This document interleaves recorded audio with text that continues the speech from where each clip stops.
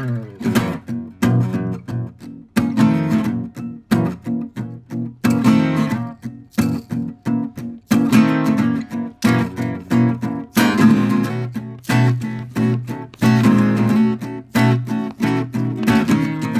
back, everybody, to This Is My Bourbon Podcast. I am your host, Perry, and with me today is nobody. I am on my own.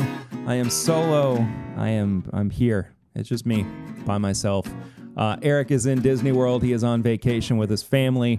He will be back next week, though, when we record very quickly to get an episode out for you. I am streaming live on twitch.tv/mybourbongamer, though, at the moment. So if you want to check anytime out, how am I saying this? If you want to check me out anytime I'm live on Twitch or when I go live on Thursday nights at 7 p.m. Eastern, either on youtube.com/This Is My Bourbon Podcast or twitch.tv/mybourbongamer, you can do so. But if I'm ever doing a solo episode, I like to go live on Twitch to record these because it just kind of gets me, in a better headspace so I can see people interacting with me and I'm not feeling too overwhelmed by being on my own. So we're here. We're live. I'm recording. I hope you guys have had a good week. It's good to be back. Hope you enjoyed the archived episode that came out last week, the banked episode that Swan and I recorded all the way back in 2020 before I was even a dad. That's a crazy thing to say out loud, but it's out there now. You got to hear it. You didn't really see it, I guess.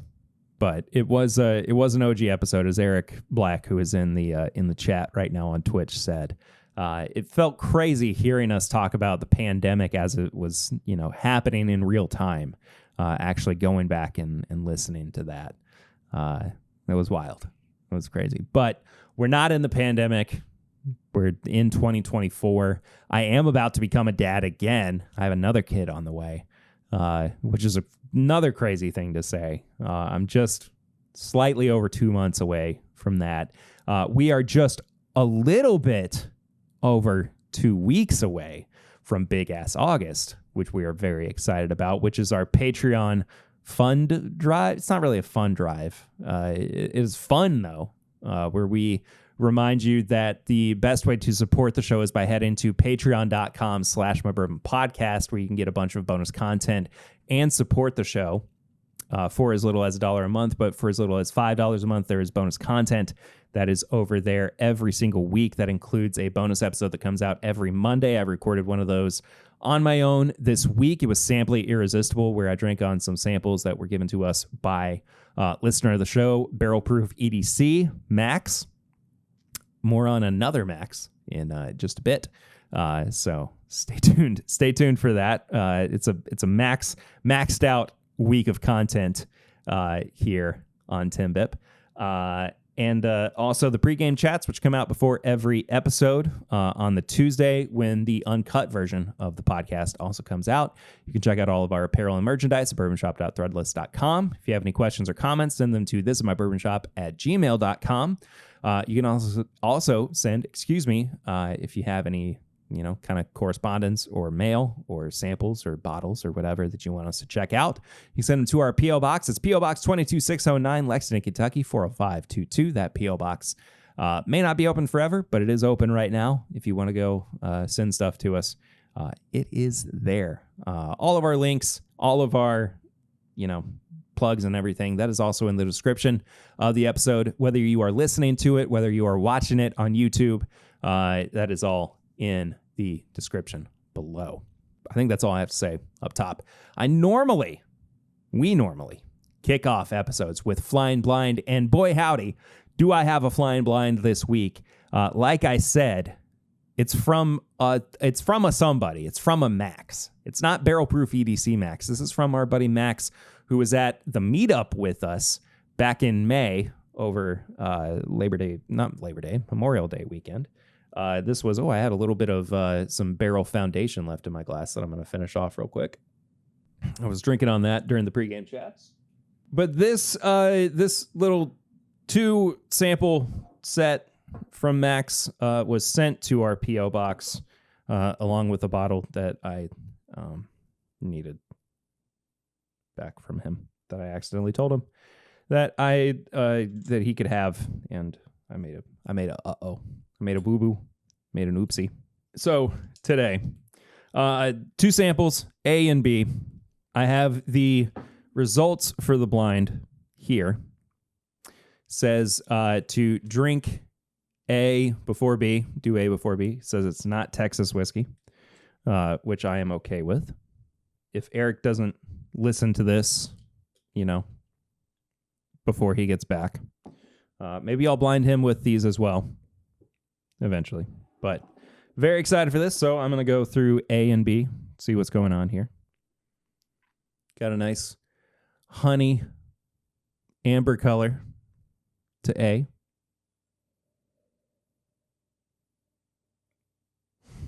Very floral nose.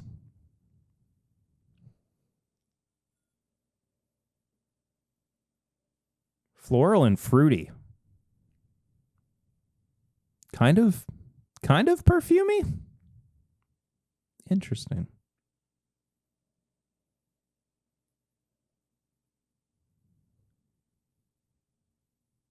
It's not really striking me as Kentucky necessarily. I'm not saying it's not, but I am just only on the nose here.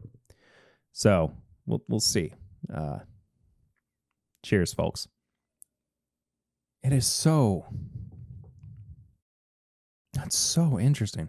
There's a lot of honey up front. It's a little weedy. It's very sweet. It's very, very sweet. A little bit of spice to it, kind of like cracked black pepper towards the back end too. Not a whole lot of barrel influence, probably a little bit grainier. So I would likely say on the younger side.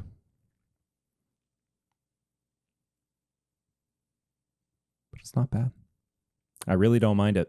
I'm enjoying it. I'm going to take a second sip before I move on to B, though. Second sip brought out more of the grain, for sure. This almost reads to me like it was aged in a small barrel, like White Dog that was aged in a 1 gallon barrel or something like that. Maybe not exactly that, if you know what I mean, but not a full 53 gallon, or even if it were a 53 gallon, maybe not a full 4 years or a higher corn content.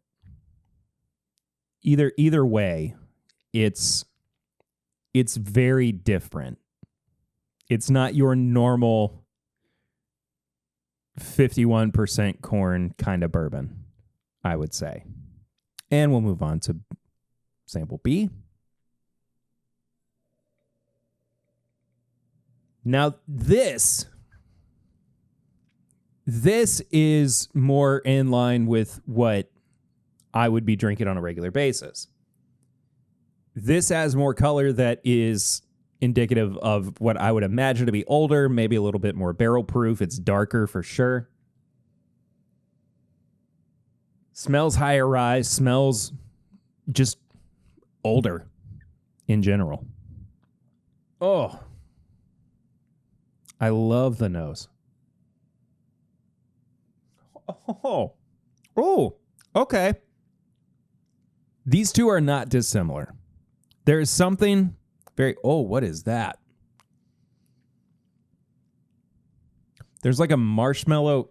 This is a very strange note, but there's like a marshmallow corn note. Why am I so hyper fixated on corn today?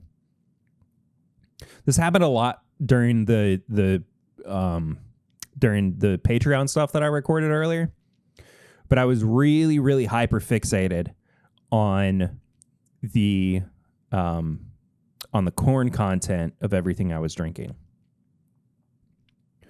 And for whatever reason, that's where my brain is going today.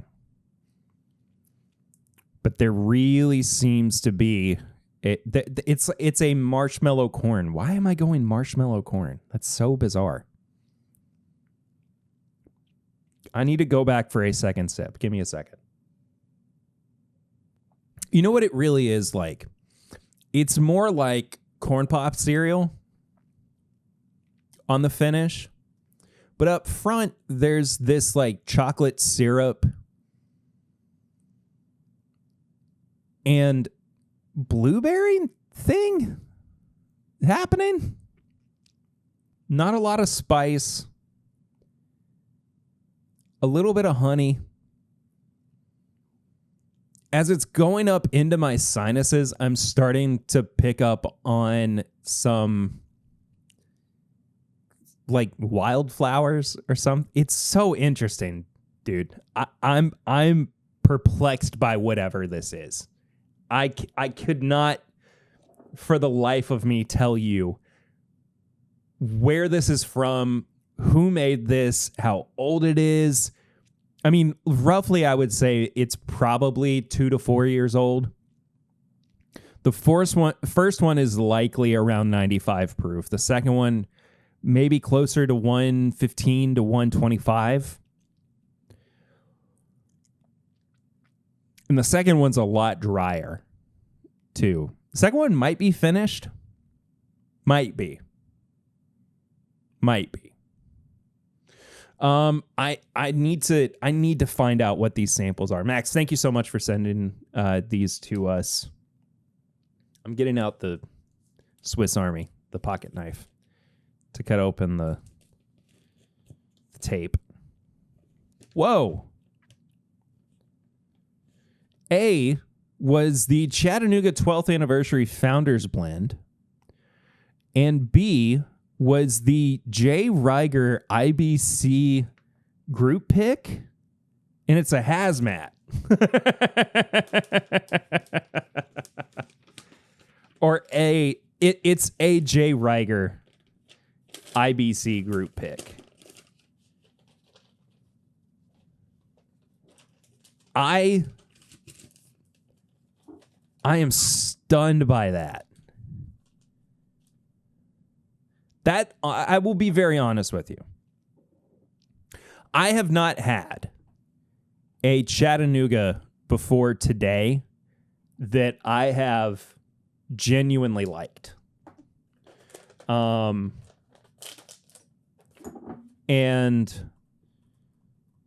this is one of the few. All right, so I'll go through some of the information on the 12th anniversary blend here too. It's 100 proof. It is 12% of their 1816 reserve, 60% single barreled 91 or small batch 91. I'm not sure. It just says SB091, and 28% of their Infinity. I think that's their Solera blend. I believe that it was finished in a 53-gallon barrel, non-chill filtered, again 100 proof, finished in 3 separate charred oak barrels. Okay, there we go. 9 to 11 barrels, aged greater than 2 years. So I was not too far off with the aging there. But yeah, I'm again not the biggest fan of Chattanooga. This is truly a good product, though. There is just so much corn that comes through on it. And I want so badly. I want so badly to like more Chattanooga. I think they look so cool. I think that people like deservedly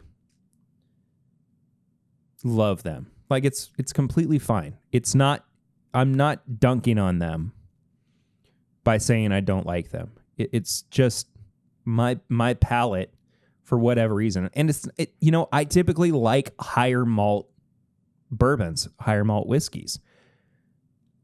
for whatever reason, they just don't mesh with me. And in this case, even though it is a little bit cornier, I do think that the 12th anniversary blend works quite well, oddly enough.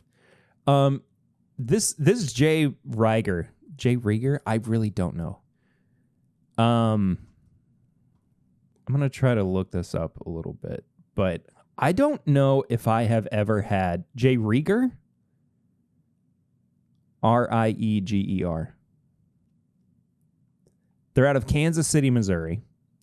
I don't think I've ever had anything from J. Rieger. I don't know the proof on this. All Max said was that it was hazmat. I don't know if it was bourbon. I don't know if it was just whiskey. Either way, it's pretty daggone good, man. Anyway, I should probably just finish off the hazmat, and that way I can move on, because I mean, it's at least 140 proof, right? That's worrisome. I mean, not if you're well prepared. I was not, because I didn't know I was going to be having hazmat whiskey today. But here we are.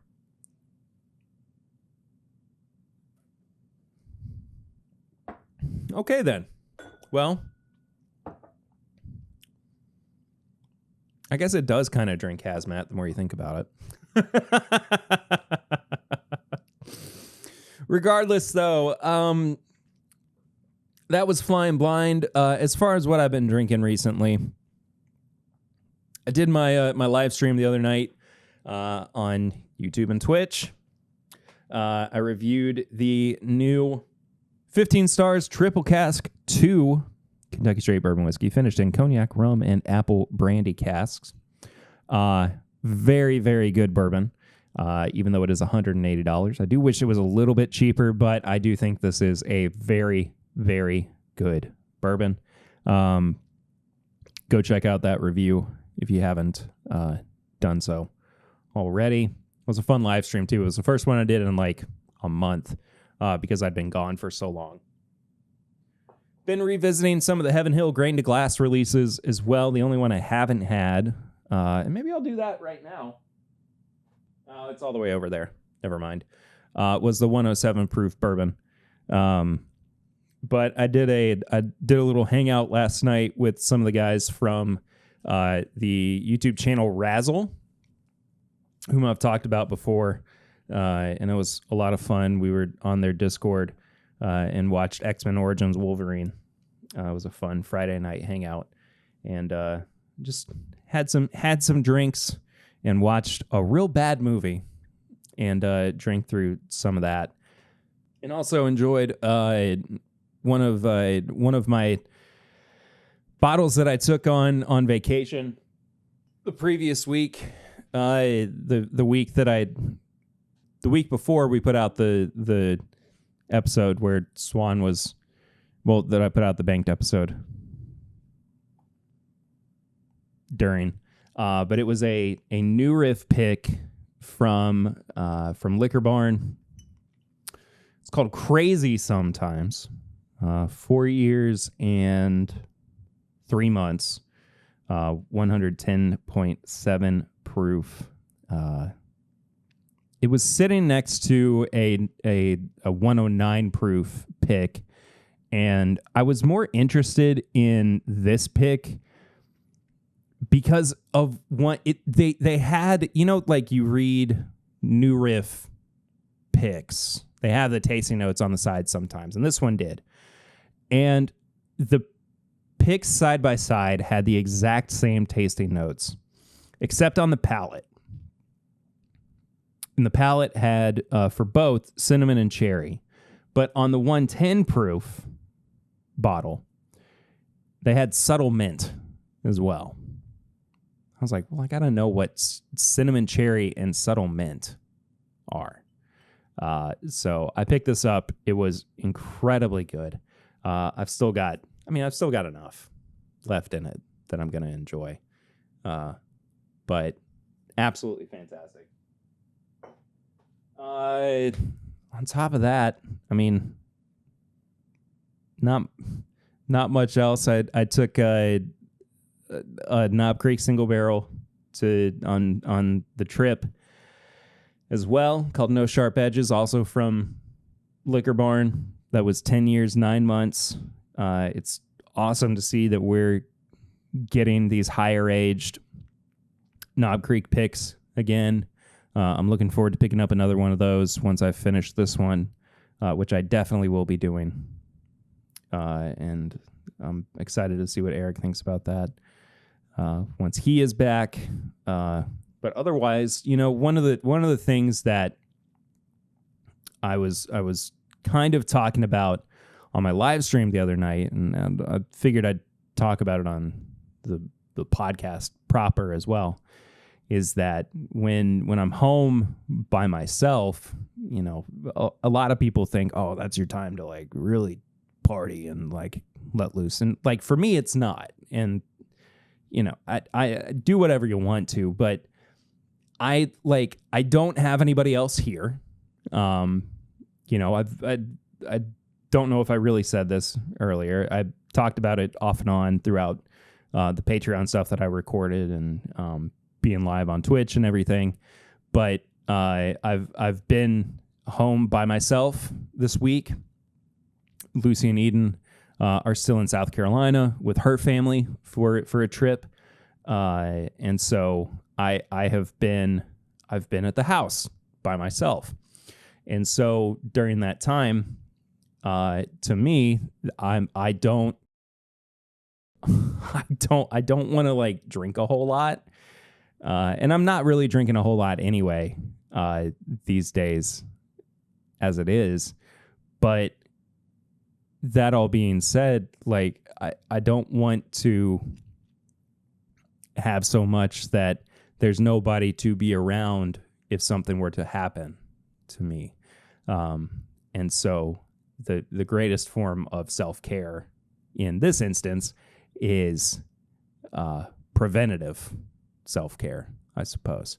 And so I have to just I had to be careful. And so like most of, what I've been drinking recently is like talking about the stuff I did while I was on vacation the week prior, which, there was a cocktail I had that was really good. All things in moderation. Absolutely, Eric. This is Eric Black in the chat, not Eric Smith, the Whiskey Mutant. But Lucy and I went out one night while we were in South Carolina. We went to a restaurant called Longboard, and there was a cocktail that I had called the Smoke Signal, and it was it had a cinnamon stick in it that had been lit on fire and everything, but it was a blend of bourbon and mezcal. And I'd had this cocktail before, and I'd kind of forgotten about it. But, oh my goodness gracious, it was delicious. I had a couple of them. Incredible. I already love mezcal, and I would never really think about putting bourbon and mezcal together. But it was somehow smoky and refreshing at the same time. And I think it was the fruit that was also in the drink itself. But either way, I very much enjoyed it. And I am hoping to try to recreate it myself sometime at home. But it was fantastic. And this is a fun story from when we were at Longboard as well. I haven't told this story yet. I didn't tell it on the live stream. I wanted to save it for the podcast. Lucy and I were sitting at dinner. I had to make I dropped her off. As you all know, she is 6, almost 7 months pregnant at this point. she'll be 7 months pregnant in a couple of days. Goodness gracious. And it's South Carolina. It's hot.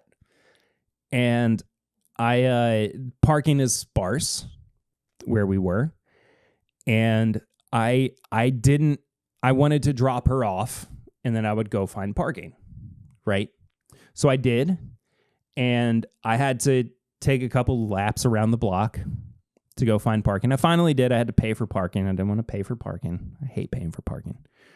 Especially in a place where there's, ample free parking, but the free parking is usually allocated for restaurants that have, cordoned it off for themselves. Drives me crazy.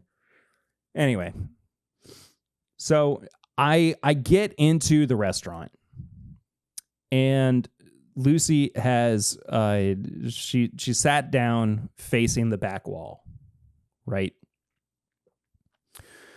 And there's a family at the booth behind us, and it's husband and wife, their 2 kids, and they've got presumably like a nanny with them, right? Kids are kind of loud, and so I am back to back with the husband, and Lucy and I are talking. We're just enjoying our time, enjoying our appetizer, and kids are like getting a little bit louder, and you could tell that like the parents were feeling a little bit apprehensive about the fact that their kids were being loud. And to the point where like they didn't even finish their dinner. It wasn't bothering me. Like I have a kid. She's, 3, she'll be 4 in October. Like she can be a little bit loud, especially if she's tired and fussy. And I'm like, it is what it is, man. Like I got to let it go.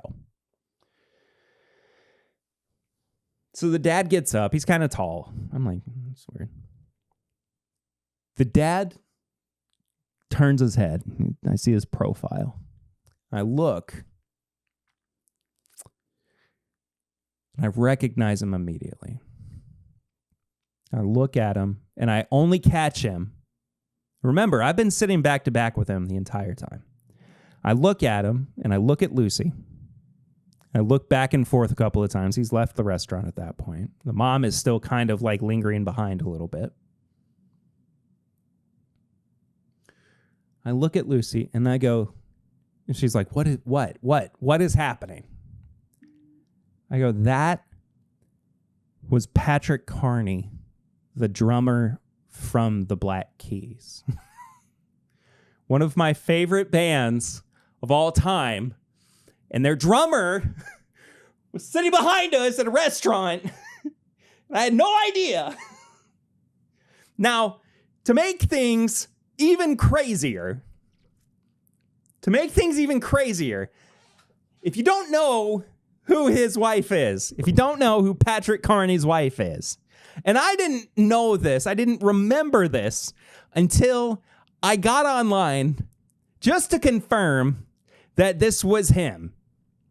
Okay? Just to confirm that I was sitting behind the drummer for one of my favorite bands of all time. I get on my phone. I go, Patrick Carney wife on Google. His wife is friggin' Michelle Branch.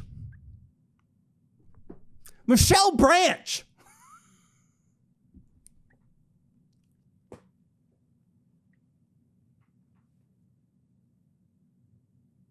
I was losing my mind that Michelle Branch and Patrick Carney were sitting at the restaurant behind me, or at the bar, in the booth at the restaurant that I was in, right behind me. I lost my mind over it. Anyway, didn't even finish their food. I was talking to, so our waitress was the same waitress who was waiting on Pat and Michelle. And I I didn't know the best way to approach it. And so like I pulled up his Instagram and he had a picture just of himself. And I showed her a picture and I was like, I just need to ask you this real quick. This is the guy who was behind us, right? And she goes, yeah, it was Patrick Carney, the drummer from the Black Keys. I was like, that's what I thought. She was like, you know, I didn't know. My manager told me we can't, you know, when we have celebrities in, we can't be like, oh, you're Patrick Carney, blah, blah, blah, blah, blah. We can't ask for a picture or anything. And I was like, that's understandable. Like, I get it. She was like, yeah, and a couple weeks ago, I had Dale Earnhardt Jr. in. I couldn't say anything about it. And she was like, not that I'm a huge like racing fan or anything, but you know, my dad was, and I couldn't help but think about my dad, and he would have been so excited and everything. So anyway, I was beside myself that I was sitting next to. And here's how big of a fan I am of the Black Keys. You might not know this. You probably don't know this. When my first like real band that I played shows that I got paid for with, right, was a Black Keys cover band. Like the band that I first had a hand in organizing. It wasn't just like, you know, oh, we're in middle school and we're just trying to like play together and, you know, just, you know, blah, blah, blah, blah, blah. Understand how to play in a band together. The first band that I had gigs for where I made money on was a Black Keys cover band. That's how much this band means to me. And the fact that the drummer from the Black Keys sitting back to back with me, and I had no idea until he was leaving and it was too late for me to say anything. I mean, I would have felt it would have been weird. It would have been weird to like bother him with his kids, you know. But I would have at least been able. I wanted to be like, hey, hey, I'm a big fan, you know. Thanks for all you've done. You've been a big part of my life for almost 20 years now, you know. Anyway. All right, y'all, we are going to move on to the review for the episode. I've been kind of teasing this over the past couple of weeks, but I've been needing to do a review on the newest batch of Bulleit Barrel Strength. This is batch 8. It is 121.8 proof. No age statement. Of course, as you can see, I've been drinking on it, and we'll get into why I've been drinking on it in a moment. But I will be very honest with you. I've not been drinking on it because I've enjoyed it. I've been drinking on it because it's there. I've been drinking on it because I was curious about it, and I wanted to pick it up as a, you know, kind of a higher proof offering going into vacation.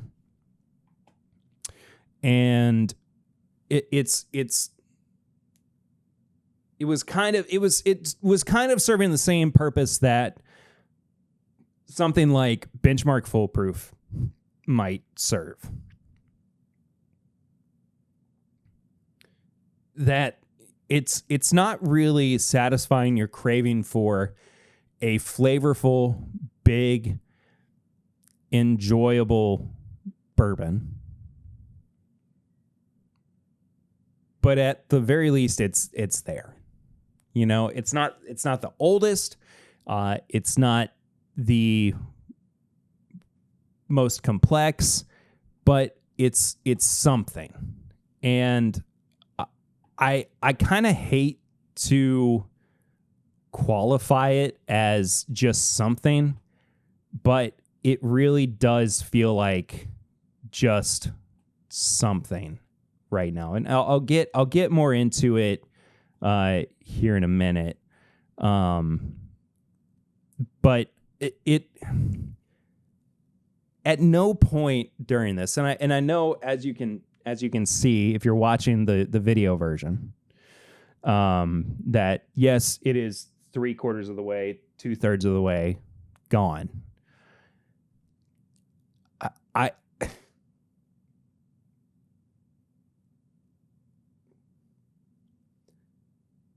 it's kind of just barrel proof bourbon. We'll talk more about it in a minute. We'll get there. Eric's saying Bulleit is not an awesome bottle, but can be a fair daily. It's a good mixer and versatile in many cocktails, and I think the 10-year is better at lower proof. I don't disagree with that. I do think that the 10-year is actually quite good.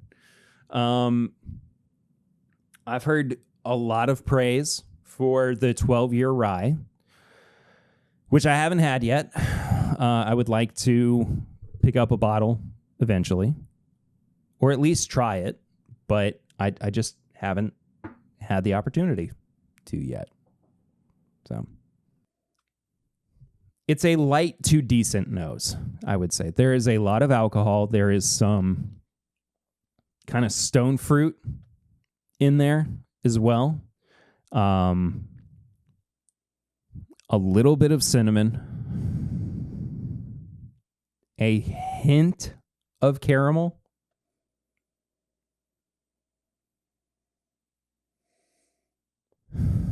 but overall, I mean, it is pretty. It's pretty bare bones for being a 121.8 proof bourbon. It's had plenty of time to open up. It's had plenty of time to breathe. If you're concerned with, it being a neck pour, it's not. As I said, it's 2/3 of the way gone. I'm not the only person that's had this too. I shared it with my sister. I shared it with my dad. I wanted them to kind of get confirmation as well that I wasn't, biased or anything, that I wasn't going crazy. And they kind of confirmed with me too that there was something not necessarily off, but just maybe missing from it. And that's kind of how I feel with this.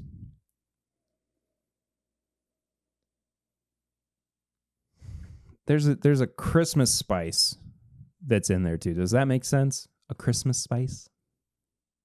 Anyway, let's dive into the palate. It's oily. It's got a good mouthfeel.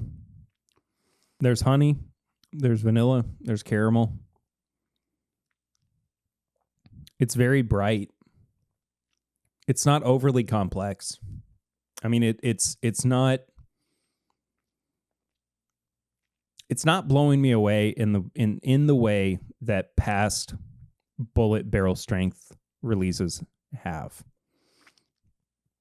When I got married, it was back in 2016. So long ago, I know. I got married back in 2016. I was a Bulleit drinker. That was my daily drinker. And my wife, my day of the wedding gift was a bottle of Bulleit Barrel Strength. I don't have that bottle anymore. These days I would have held on to it. I should have held on to it. And maybe I'm, biased just by time. Maybe it's, retroactively feeling like the good old days. That's how it should be now. I don't know. But all that's to be said, that what I remember from that bottle, and I've had other Bulleit Barrel Strength releases as well since then. Specifically remember having batch 4, batch 5, and I think even batch 7. And those being even maybe at what I would argue to be a younger age, because quite frankly, I can't imagine that this is older than 4 or 5 years old, maybe 6. Those bourbons being quite a bit more flavorful and enjoyable than what this is. There is even still a bitterness to this on the finish that, while is not unenjoyable, would be potentially somewhat difficult to get past for a lot of bourbon drinkers, especially if you are dipping your toes into the barrel proof, barrel strength, cask strength, foolproof world of bourbon. That's not to say that Bulleit is doing a disservice to bourbon drinkers, new bourbon drinkers who are seeking out barrel strength products in general. I don't think that that's a fair assumption at all. But I don't think that this is the right approach in many forms. This is all just to say that for the marketing, for the innovation, quote unquote, for the